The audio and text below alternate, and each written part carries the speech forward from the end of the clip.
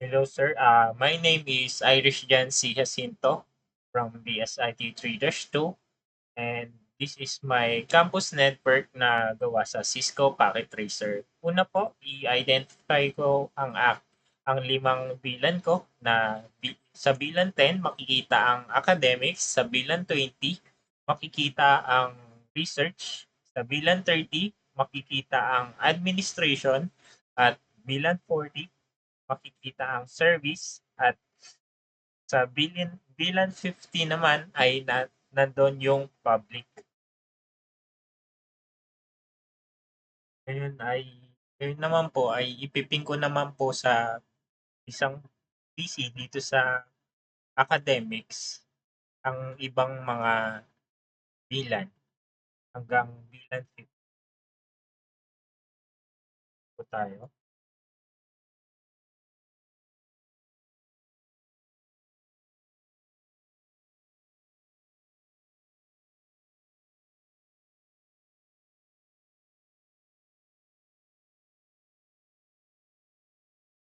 So yun po, may reply po ang research. Ngayon naman po ay yung sa administration. Palitan lang natin to ng thirds. 4.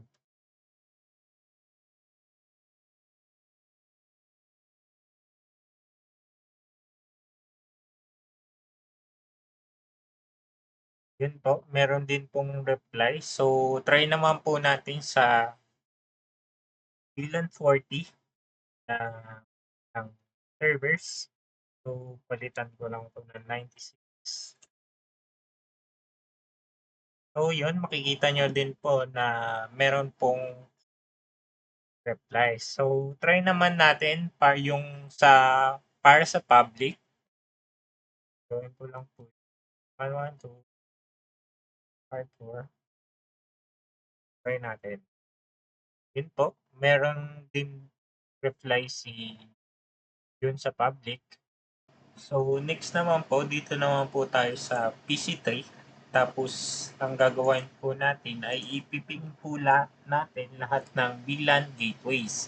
So, ang una natin ipiping ay yun sa VLAN 10. Ay, 10.158.0.1. So, yun, meron pong connection. Tapos, next naman po is sa VLAN 20. Private. Ah, VLAN 20. So, yun, meron din po. Then, next naman is sa VLAN 30 na may 64. Yan. So, yun, pansin nyo po, meron din pong reply. Tapos, next po is sa VLAN 40 na may 96.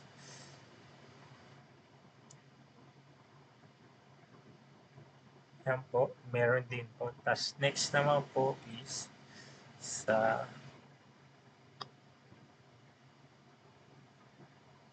VLAN 50.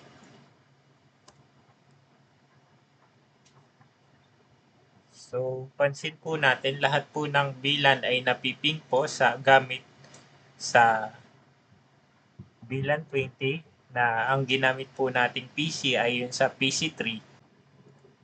So, next naman po ay magpiping naman po ako ng mga VLAN gateways dito sa laptop. Sa VLAN 10 na may 10.158.0.1. So yun, meron din po silang connection, meron pong reply, tas try po natin sa bilan 20.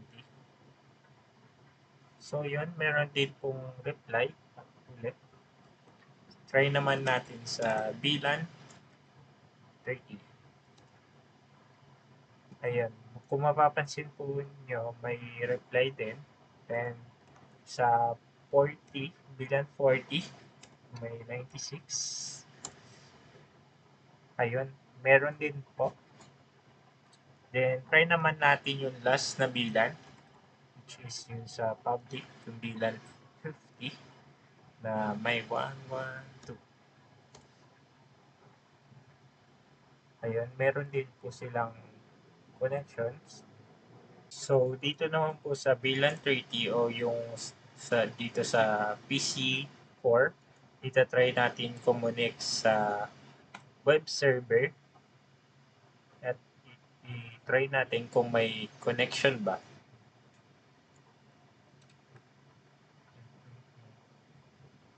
So, ang IP ay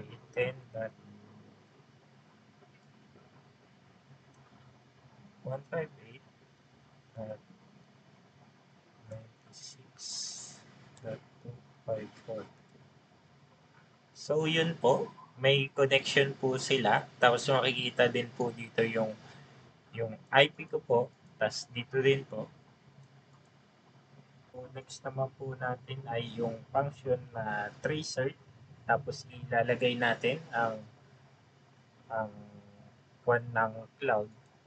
Dito po natin ilagay sa PC0. Ito po yung gagamitin natin. So, sa command prompt, lalagay lang natin yung function na tracer at yung IP 220.158.1.254. So, yan po. Makikita nyo po. Okay po yung one. Wait lang natin. Yung trace complete na po. Tapos, try naman po natin kumonekta sa web server at gamit yung IP po ng sa cloud. So, lagay lang natin yung 0.158.1.254. So, yun. Nakakonekta din po yung PC0 sa web server ng cloud natin. At makikita po dito yung IP ng sa cloud, tapos dito